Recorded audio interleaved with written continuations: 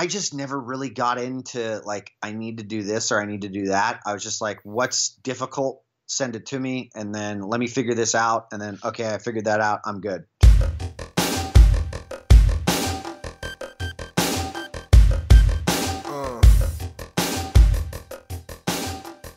Hey everybody, this edition of Lionheart Radio is brought to you by the world's first creatine coffee. Each scoop is a full cup of a Colombian Arabica bean coffee infused with 5 grams of a creatine monohydrate. Now here's the deal, guys. A lot of people have differing opinions about creatine, and unfortunately a lot of really shitty supplement companies have tried to sell it to kids that want to get big, and they package it as some kind of steroid alternative, and they tell you if you cycle it and if you stack it, then you'll gain a bunch of muscle mass. And at the end of the day, none of that is true.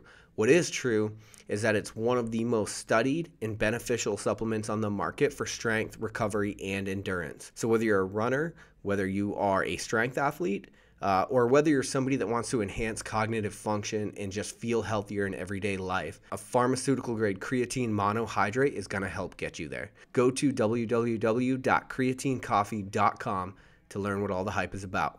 And now, on to the show.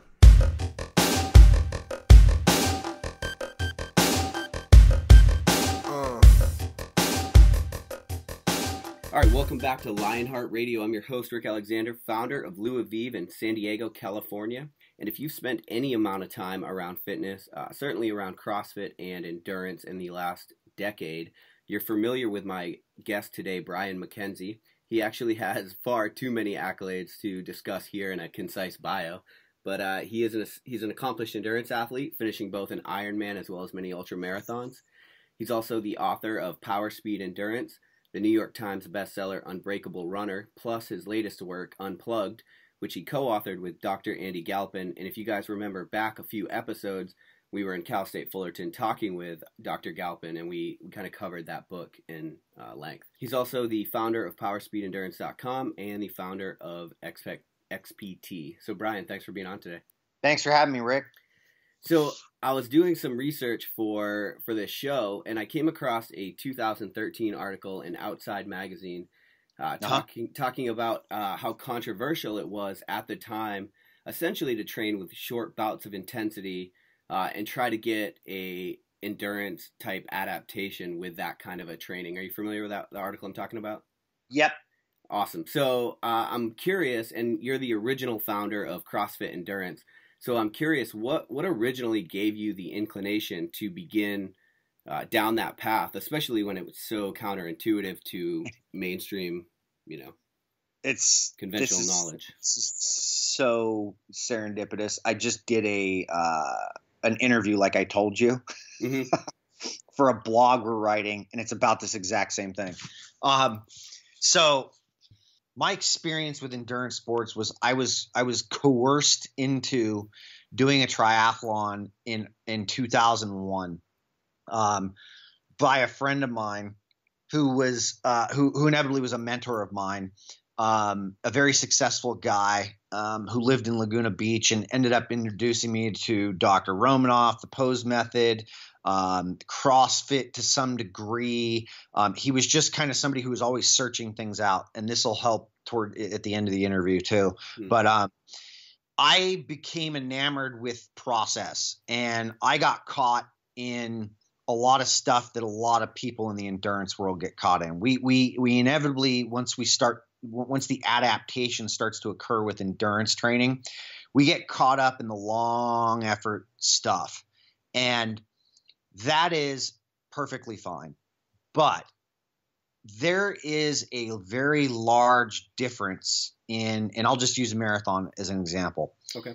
In doing a marathon in 4 or 4.5 hours compared to doing a marathon in 3 or 3.5 hours. And people think that there's a connection to going long and getting faster. And there's no real connection to that. You actually have to put in hard work, and hard work, although we like to confuse ourselves, can be, and there's nothing wrong with this, can be going out and running long distances. That is very difficult. It's also very difficult to jump on top of a BOSU ball and do overhead squats on top of it. Although I've done that, there was no real transferability into training with that type of thinking.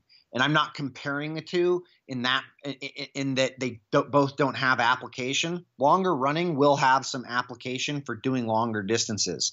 The tissue breakdown and the things that happen at those longer distances are absolutely things that are necessary. But these are also things that basically we started understanding were things you did during racing, and your races progressed. And my kind of transition through triathlon was one that started with short course triathlon. And I did a bunch of short course triathlons in the first year and a half I was doing triathlon prior to actually doing a half Ironman.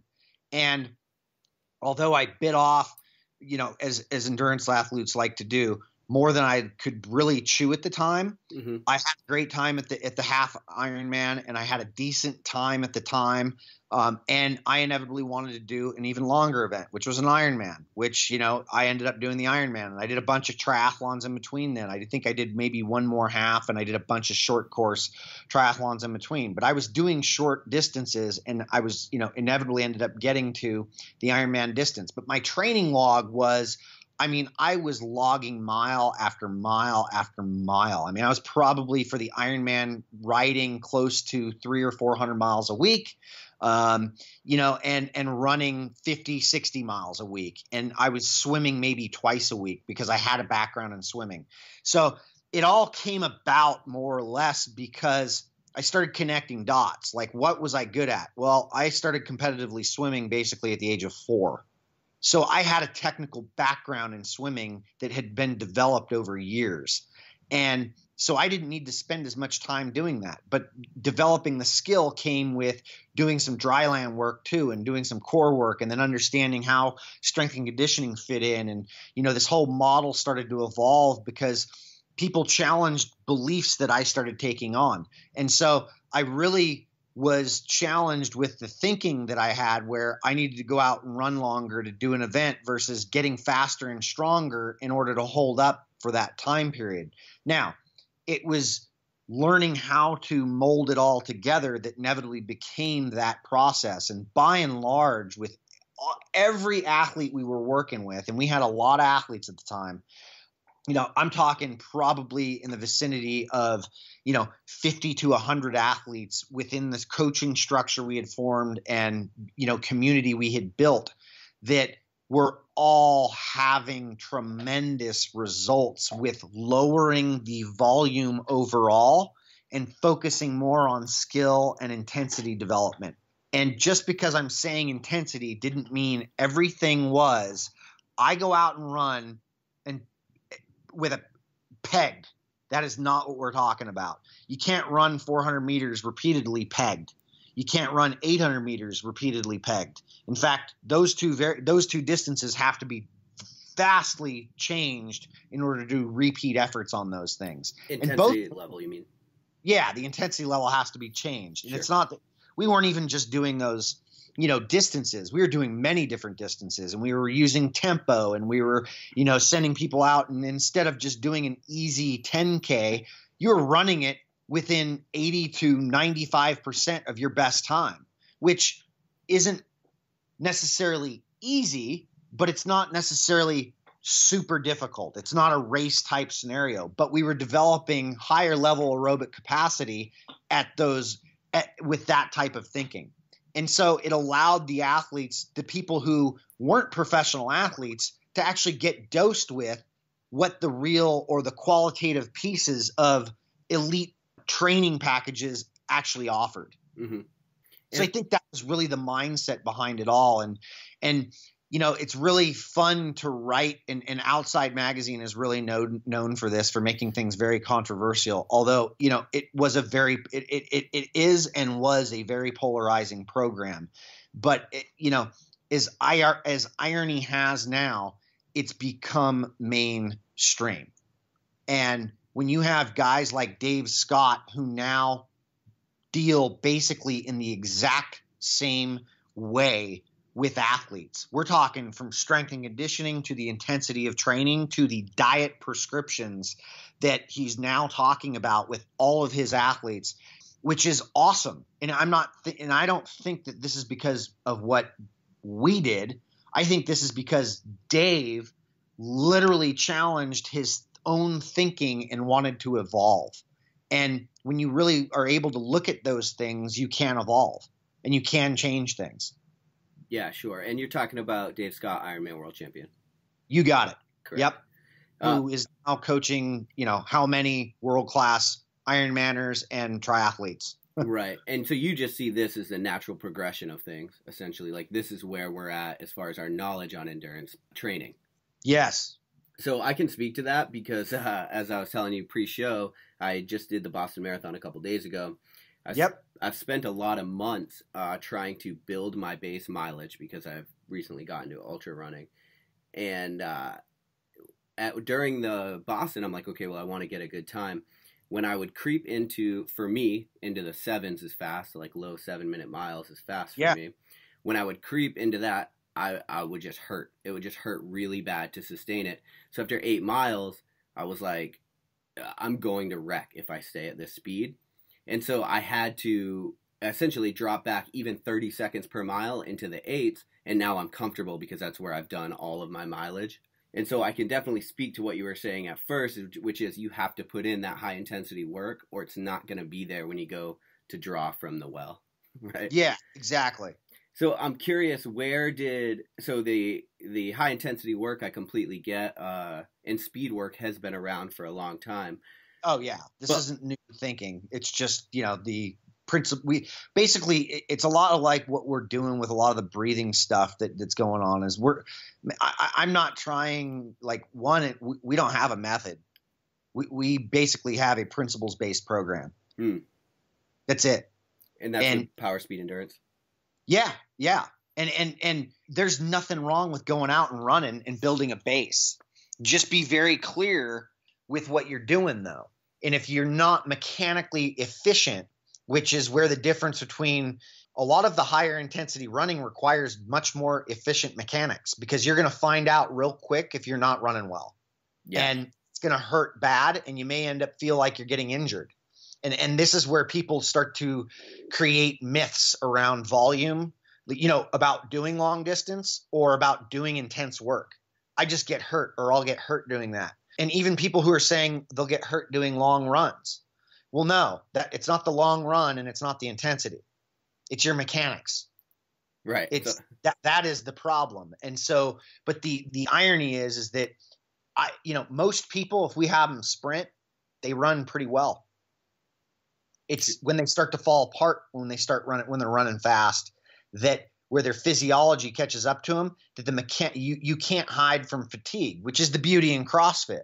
And this is what Glassman talked about. And this is why I love Greg's thinking is I don't care what you're capable of. I'm going to expose every hole you've got.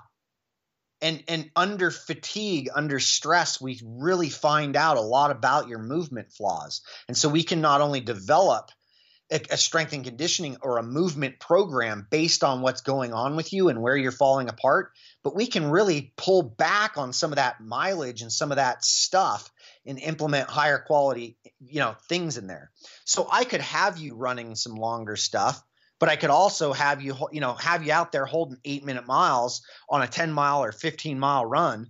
But let's just say every 5 minutes, we're going to take that up to 6:30s, 6:45 pace. And you're going to hold that for a minute and then bring that down. There's intensity for you. And so there's not a whole lot of people who are really understanding those kind of things that are just going out and going and running long because I just want to go run long. And I think this is where a lot of the stuff got polarizing about it. Is because people were like, oh, they're saying we can't do this. And I'm not saying you can't do it. You can do it all you want. It's, it's just, let's differentiate 4-hour marathon or 3:30 from 3 hour, Yeah, absolutely. So just like when you go to, run a faster race and you haven't put in the work at a high intensity, couldn't you say the same thing about doing a prolonged effort? So 12 to 15 hours into a race, if you haven't done it in training, it also won't be there, just like the speed wouldn't be there? You would think, but that is not the case. Okay, and that's not what you found. That's what I'm curious about. Yeah, that is not what I found, and that was the case. And it's been an interesting thing because you just have to learn, oh, I can't be intense. You know, 100-mile run is not the same as a marathon. And so I really need to think about what it is I'm doing when I'm out there. And, you know, look, there's been a lot of people I've talked to over the last decade who were like, I want to go run 100 miles. And I'm like, all right, have you done 50? No. Okay. So you should probably figure out how you're going to get to 50 first, run 50. And if you can answer yourself in the you know, a few days finishing 50 miles that you want to run 100, you might do it. But that's not a guarantee anyway, because 100 miles is a vastly different thing than that. But yet I went and did 100 miles in the longest training session I had was literally under 2 hours. For a 100-miler? For a 100-miler. And did you have a good time in that 100-miler? I ran the Angeles Crest 100 in 27 hours, a little over 27 hours and some change. So I finished 39th in that race. Without training over 2 hours. Without training over 2 hours. And did a lot of people point at that? What's that? Go ahead. I'm sorry. Did a lot of people just point at that, though, and say, well, you might be a genetic freak? I'd be a very, very hard case to say I'm a genetic freak for endurance training. As I not only have done enough testing to understand that I'm more of a power and, I am more apt to developing power, hence why I was a short course sprinter and never wanted to swim over 100 yards for 20 years. But that I can adapt to something fairly well by doing shorter distances and things. Now, if I have somebody who's more aerobically inclined, yeah, we can see that. But I've got a guy who I've worked with for years who is a high level ultra endurance athlete. His name's Mark Matesiak, who he finishes in the top 5, top 10. And the longest runs he does are 20 or 21 miles, leading into 100-milers. Wow. Yeah. Where does strength come in when you're training somebody like that? Because you have to figure out what's the best approach, like what's their response. From an overarching theme, it's like probably no more than 3 days a week you're doing strength and conditioning, maybe 4 tops. Some people can handle that 4. But the strength and conditioning piece comes into developing the tissue. We're not trying to turn people into bodybuilders. This is where a lot of the endurance community misses the whole, basis on this. Is strength and conditioning doesn't mean bodybuilding. It doesn't mean big bulky people. If you're running ultra marathons, if you're doing endurance events, it's going to be very hard for you to put on too much muscle mass. Very hard. Yeah, completely. And if you're actually putting on mass, you've been deficient. So your body's going to where it naturally should be. If I can go out and work for a 12-hour day, and if I'm wearing a Fitbit or a heart rate monitor, in which we have done this, and it's saying I just basically did high-level aerobic intervals all day long versus I was just gardening and doing yard work. They're like, how did I do that if I didn't train for that? So having an average heart rate of 120 or 130 for the entire day because I'm lifting stuff, I'm digging stuff, I'm shoveling stuff, I'm doing all this stuff all day long. How did that happen? And it just comes down to physiology and response. And we like to confuse ourselves with predisposed beliefs that, you got to go run long. Sure, go run long if you like, but you don't have to do anything. And figure out, hey, there's a big difference in going and run 20 miles at 8-minute mile pace versus 20 miles at 7:30 pace, right? Yeah, right. Yeah. Absolutely. Yeah. So if I can have you going and doing 15 miles at 7-minute mile pace versus 20 miles at 8-minute mile pace, what's gonna make the bigger physiological adaptation? Well, what's the bigger stressor? Well, definitely a bigger stress to your body would be the higher intensity, for sure, without a doubt. For sure. And so there would be more, your body would want to respond at a higher level to that. Right. So that's where but yet 15 miles is an aerobic effort largely. Yeah. Sure. That'd be an intense 15 miles. So I've just basically taken something and said, hey, if you're going to train for something, you want to get faster. Look at this realistically. Don't take the volume approach, because there's been no world-class Ironmaner who started doing Ironmans. They didn't start their career doing Ironmans. Right. There's been no world-class marathoner who started their career doing marathons. They all started at 5,000 meters and below. Sure. And that's where their careers began. And they literally took years of development with speed and getting those mile times down.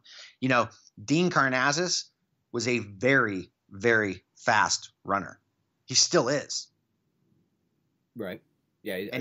He does speed work and he gets it. So, you know, there's all this stuff has play into it. And it's like, hey, if you're going to go run long, but I would be doing some heavy duty, some work on some speed and some strength and conditioning stuff as well. And if you don't want to do the strength and conditioning, perfectly fine. Do some body weight stuff that's, you know, extreme enough to challenge the tissue and challenge positions that you're going to need to be in for long periods of time. So in order to establish a little bit of context here, when you're training athletes, especially in the CrossFit endurance type methods, and we'll kind of get to the methodologies you're currently using, but when you're training these athletes and they're doing these circuit workouts with a lot of weight training, are you training them to stay comfortable, to stay aerobic? Well, I mean, let's be clear. Anything over 2 minutes is going to be predominantly aerobic. Right, because you can't function without oxygen. Yeah. Right. So, you know, it all becomes an aerobic deal. In fact, multiple 6-second max efforts become aerobic after I think like 4 or 5. It's crazy when you start really reading into this stuff. So it doesn't become an anaerobic aerobic thing.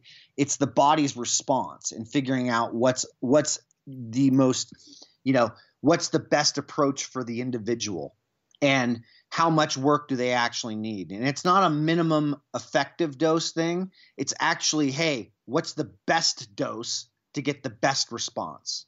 And if I've got somebody like a Mark Matesiak who can handle 20-mile runs getting ready for a 100-mile run, he's going to do 20-mile runs. And then the next day he's going to get back up and he's going to train and he's going to do something else. But if you can't get back up, then you got to understand where the rebound or where that recovery phase is missing things. So, I mean, this is basically what the whole thing's about, is you learning about what is making you a better physiologically and, you know, mechanically at what you're doing. And are you holding up? And when it comes to training those, you're really looking for efficiency. Yeah, we're looking for efficiency. Most people have jobs, you know, and they want to do extreme shit. Yep.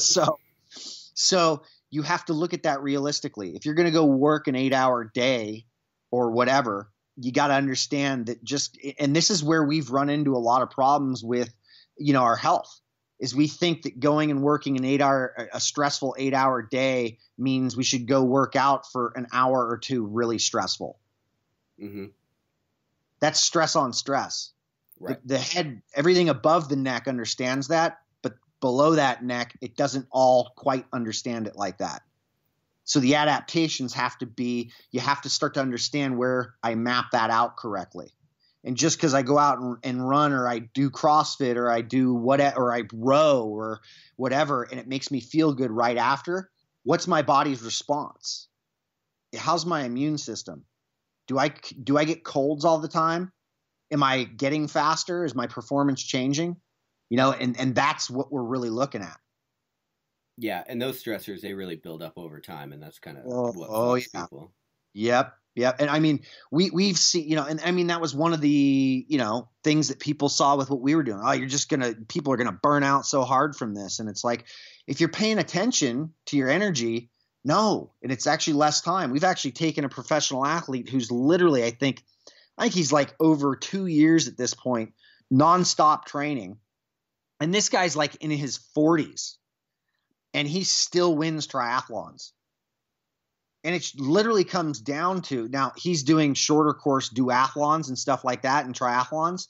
Like he's doing under half Ironman distance. But from time to time, he goes and steps up and does the half Ironman distance, and he's perfectly fine at it and finishes well.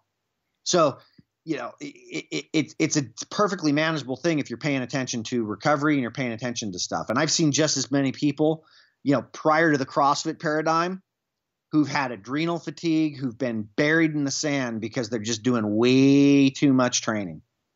Yeah, absolutely. Now, with your athletes and the athletes that you coach, what are the lifestyle, and I know you work a lot with breath and with cold tanks and stuff like that. What are the lifestyle factors that you look to control in order to reduce that stress? Sleep, breath work, cold immersion, hot immersion, diet, nutrition choices.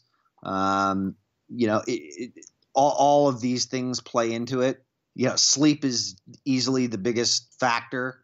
Mood is I've been telling people for, I don't know how long, mood is your number one indicator of performance, you know, of what you're going to do that day. And trying to confuse yourself or trying to manipulate yourself into doing something because you don't feel like doing it is not a winning situation. You should wake up and you should want to train. And if that is not there, then there's an issue. So you got to look at that. And that largely has to do with, that can have a big piece to do with sleep, because this is where, you know, this is where your steroids are, is in sleep. Right. And ironically, cold adaptation, the cold baths, breathing, all have intimate relationships with your ability to recover and putting you into parasympathetic states, and getting hormonal changes and all that stuff to happen. Yeah, and that stuff's really growing right now. I think with a lot of Wim Hof and a lot of what you guys are doing are really like opening people's eyes to what is possible through, you know, cold immersion and through controlling your breathing and being able to control that side of things. Yeah, Wim Hof's done a tremendous job with getting the information out. And, you know, we've been doing this stuff as long, if not longer than he was with some of the stuff. Not the breathing stuff. His method is amazing.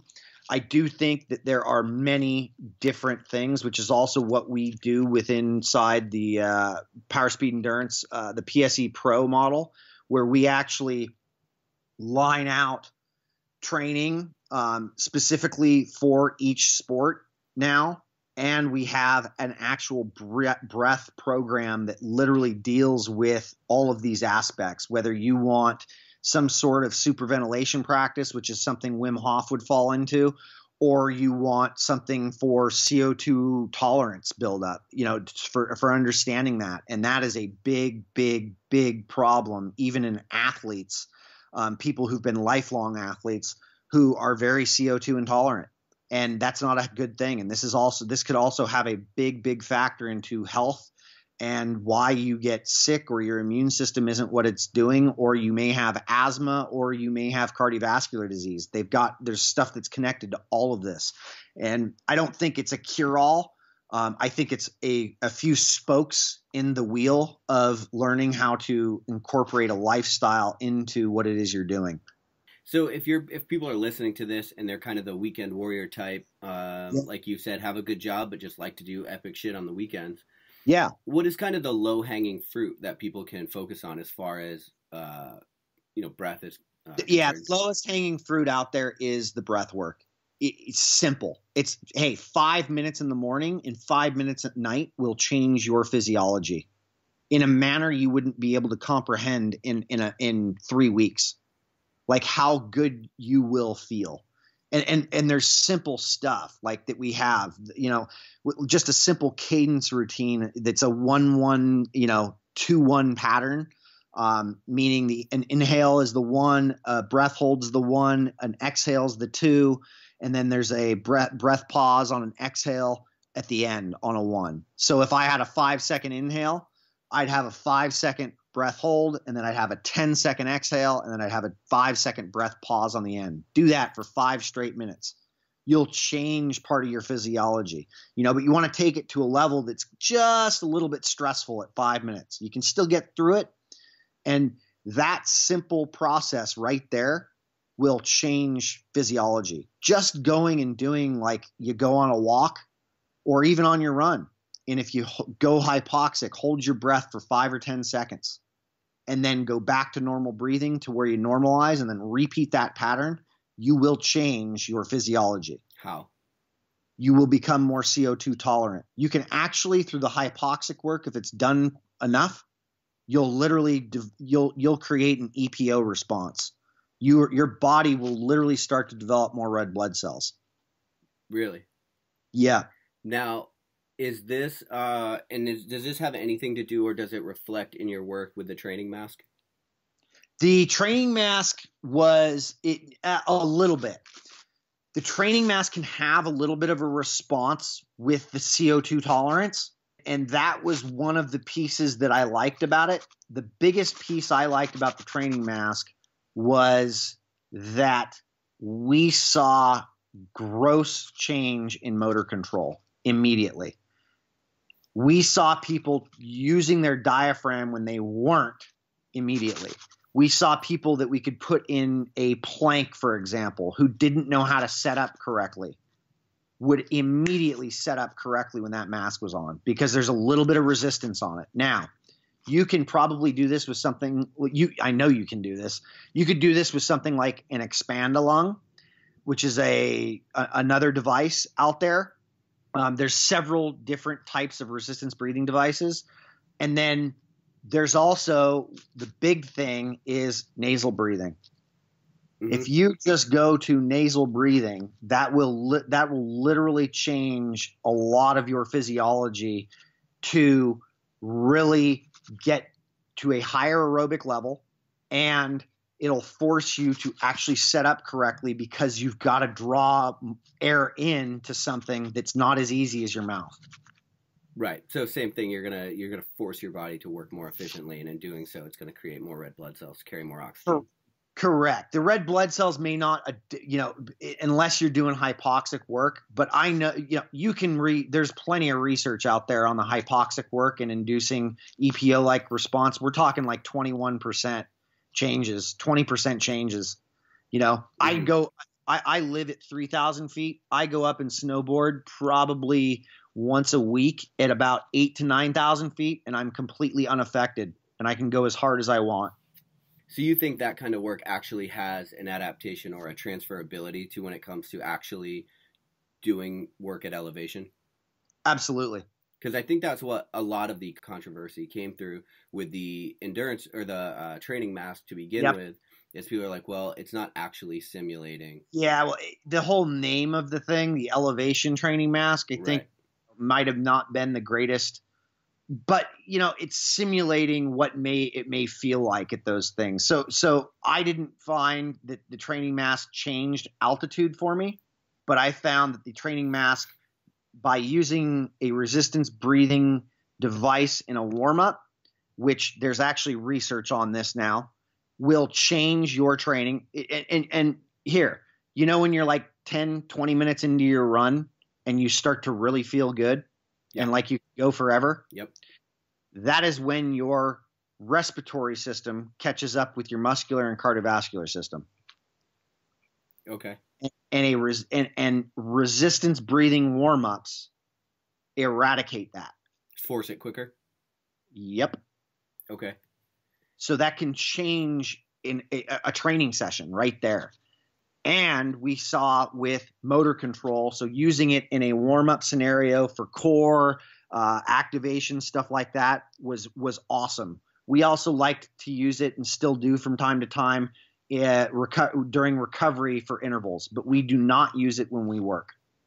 Okay, so you have the athlete do the bout of work, and then they put that on it while they're recovering, and it forces. Yep. Okay. It forces better breathing mechanics, forces them to take in more air, forces them to get rid of the air. It forces more of it just creates a better pattern for breathing. Gotcha. It's really interesting that you bring this up because a couple weeks ago I was on an interview with Kayla Banfield, who is dating James Newberry, CrossFit Games athlete, and she was talking about a workout that he did, which I've been trying to get all my friends to do. I tried 60-minute max cals on the Airdyne, only breathing through your nose. Yep. Fucking miserable. Yeah, I work with James. Oh, you do? Okay. Did you give him that workout? Yeah, I gave him that. Oh, okay. Nice. Yeah. Yeah, he worked up to that. Okay, yeah, because he could only hold his heart rate at he could only get his heart rate just below 140 nasal breathing when we started.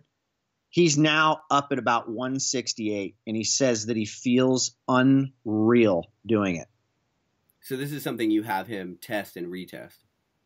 Yeah, he uses this weekly. Okay.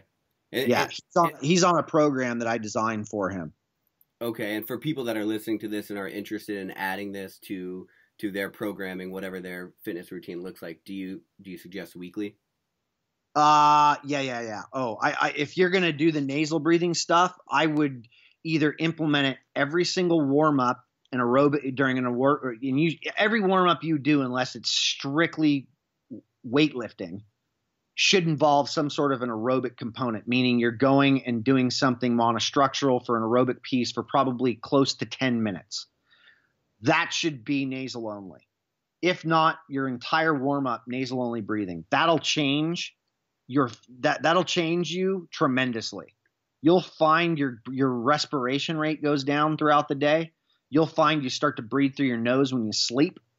These are all issues we have as a society, is we're mouth breathers. Yeah. Know when a dog breathes through their mouth? When they're thirsty? When they exhausted. Are overheating and exhausted, or they're sick and dying. That's an interesting fact. Yeah. So since the CrossFit endurance days, and with what you're doing now with Power Speed Endurance, how have your, I guess, methodologies or your approach to training changed based on what you've kind of found throughout coaching all these athletes? Because I know you coached, James Newberry. I know we had Sarah Hendershot on. She said that you coached her as well. Yep. So how's your methodology changed throughout all of these elite level athletes that you've had the experience of coaching? I mean, Sarah didn't get. I mean, Sarah got a little bit of this stuff because it was early on in what we were doing. But there's. I think the biggest change has been the breath work, but it's also come in the form of understanding metabolic shifts, where we look at somebody who is, if they're a working athlete, meaning they're a rower, a runner, a CrossFitter, somebody who's working, right? And we look at where they have metabolic shifts or where they got stress marks that happen. And in doing that, we've really tailored programs like James, for instance, where James had a really bumpy metabolic cart that we did on him. And we literally forced him. We've got Annie Thor's daughter, Frederick, her boyfriend. I've got the guy who plays third at the games on one of my programs. We've got a slew of people from the training plan, which is Yami Tinkanen's program, that have been following this stuff as well. And the biggest thing that we use is that metabolic cart and getting people cleaned up, because unfortunately with the whole, we're all human, and I've fallen into all of this. Like, I've done long, slow distance. I've gotten caught in way too much just intensity. I've got, I do just CrossFit, and then I hate running, and it's no wonder, and all this stuff. But when you look at somebody who's been CrossFitting for a long time, for instance, and they think that it's just all about short and hard and doing Metcons all the time, you have a lot of problems. We've seen a lot of problems at the lower end range of their aerobic work, meaning it looks like an EKG chart until they hit basically their lactate threshold. So we want to clean that stuff up, and that is what that low level or low effort stuff ends up looking like. And so for a lot of these athletes, we've literally had them doing work at a below 130 heart rate, nasal breathing only, for 60 minutes until they can progress up to something like what James is doing for, max calories for 60 minutes and nasal breathing only, to where he's, changed that tremendously. So that progress really stepped away from what we were doing with, the whole model with PSE, where you have endurance athletes that largely do way too much aerobic training. It's just all long, slow, right? Which is perfectly fine if that's the approach you want to go. But just know that when you want to go turn it up, you're not going to have that gear. Yeah, I'm reaching a ceiling with it right now. Yeah. And it's going to come at a cost. So, it's entirely up to you what you want to do, but might have a few suggestions. And one of those is learning how to deal with that intensity. And so there's still a metabolic cart we'll look at. And so we have that within the PS. We launch on May 8th, PSE Pro, and we have different levels of it. And one of those a couple of those levels have the metabolic test in it, so that you actually get the interval work and even the tempo work or the stamina work with specific parameters based off of your stress responses. Because if you're just running out and doing something at a specific level, based on just thinking it versus, hey, 10 beats lower, you had a stress marker that went off that we could clean up and would make you feel a whole lot better. And you'd be a lot more faster at that lower heart rate than you are at that higher one right now. So it's just teaching people how to really get efficient at those metabolic processes and those stress markers so they can clean it up. Yeah. The breath work largely helps with a lot of this stuff as well. It inevitably helps create more mitochondria. You're stimulating the aerobic system more. If I'm having you breathe heavy for 5 or 10 minutes, there's no difference in, is it any irony that if you go out and run after 5 or 10 minutes, you're huffing and puffing too, and you feel better? Well, there's a lot of connections to that. There's a lot of similarities in that stuff. And so if we stimulate it correctly, and if we actually challenge CO2 tolerance a little bit, we can start to develop you physiologically in ways that you didn't know you could develop. Yeah, so you're looking at it from a basic or a straight up energy cell production standpoint as well with the breathing. Yep. Which would have an adaptation no matter what the hell you were doing. So will the ice. So will the heat. What is the ice protocol that you're using with people? We usually have people go 3-minute bouts, anything under 3 minutes, working up to 3 minutes, getting them in the ice. We don't do it after training, post-training, because we want the inflammatory response to happen. We don't want to shut that down, but we use it as a protocol probably 45 minutes to 60 minutes after they train, or just they use it in the morning or the evening. The ice will help reset the system, the nervous system. It'll help. There's research. Dr. Rhonda Patrick has exposed this stuff on mitochondrial biogenesis through cold training. Mm-hmm. The same stuff that, you go get in a sauna, and when it starts to get claustrophobic, that's the same exact response that you're going to get during endurance training when your heat shock proteins start to fucking come apart. That is direct relationship. There's hormonal stuff that's happening. It's all connected. I could have you do 3 rounds of heat and ice, maxing out the heat and doing 3-minute ice rounds, and you would be exhausted at the end of that. Yeah. Because you're revving your metabolism up and down, and having it work in different ways. Fight the cold, fight the heat. It's interesting, and I think you're at the forefront of it, but it's interesting how the conversation has really progressed to looking at the body as this system, whereas it used to be, I think, very segmented on how you trained, how you recovered. Yeah, we have a concept in that everything is everything, man, and it's not a new saying, but it's, everything is connected. And if you're not looking at if you're not looking at how you can connect everything together, then, I don't understand that, but right. I like seeing how we can connect it all together. And I think that's why human performance is becoming so bitchin' right now, is we're finally starting to look at things as a whole and how we can implement all different, a bunch of different stuff.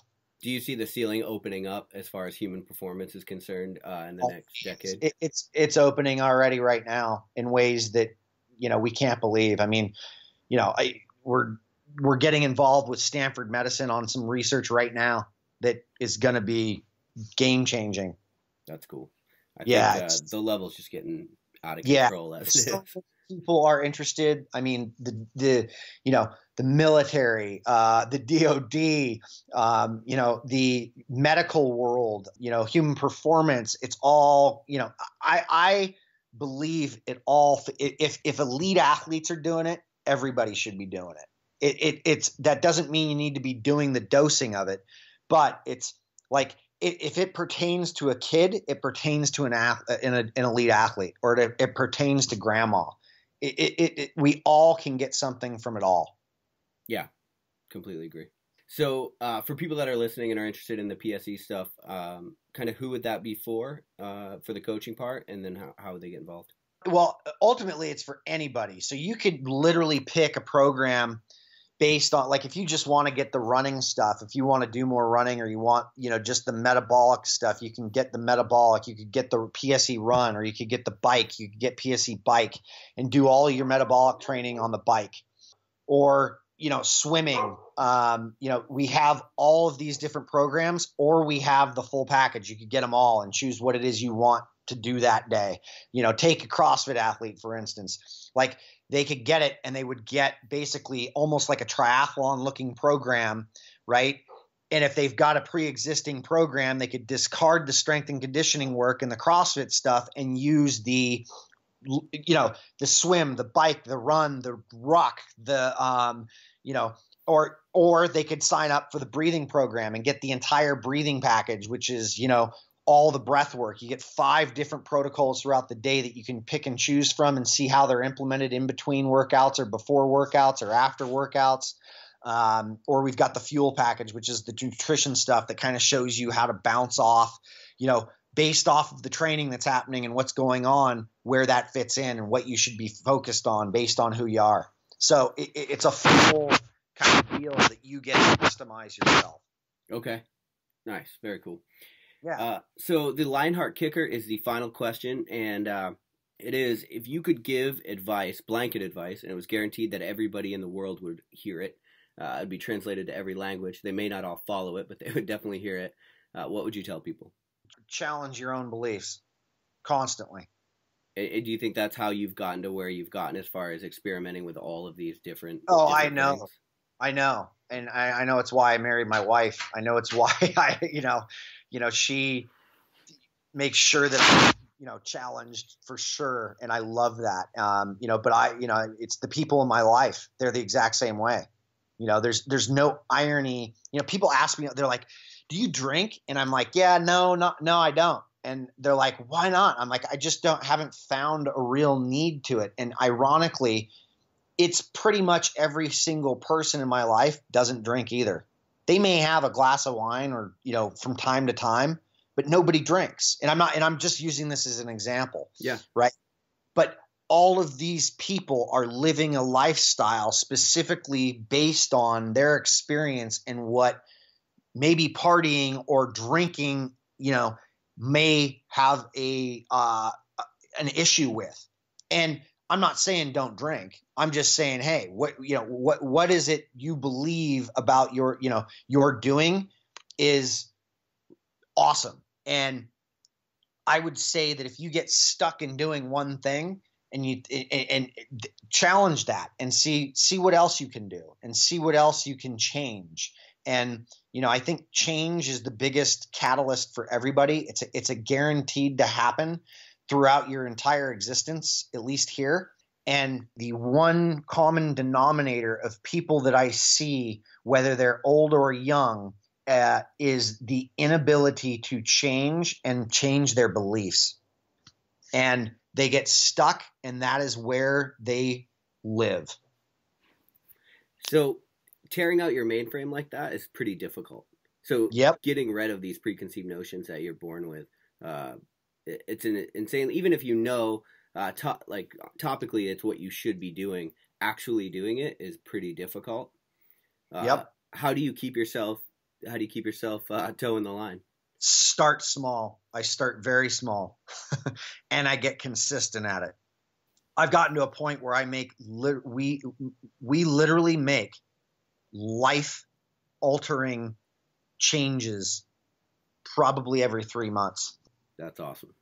Yeah. And radically different than what people It's very want. scary too, man. It's very scary. And it doesn't ever change. The fear's always there. But the outcome is unbelievable. Fuck yeah. That's awesome. Brian Mackenzie, thanks for being on, man. I really appreciate it. You got it, Rick. Thanks. All right. Thanks, guys. Yep. Thanks for listening to Lionheart Radio. I hope that the information from today's show will make you fitter, happier, and healthier. For the show notes of this episode and every episode, head to www.lionheartrad.io. Yep, just like Lionheart Radio. And please, if you have the time, head over to iTunes and give us a 5-star rating. It really helps us to know that we're on the right track in delivering you reliable information and value. As always, feedback is welcomed. If you have any comments on the show or would like to suggest a guest, send me an email at rick@luavive.com. That's LUAVIVE.com. Thanks for your support, and we will see you next time. Bitch, I feel good. Don't I look stupendous? My shine is so endless, and shit you can do to end this. Even when I'm dead, niggas still gon' bump that chip shit. Coke, white, Escalade on cinches for you dipshits. So you won't forget this. Midwest nigga be the coldest.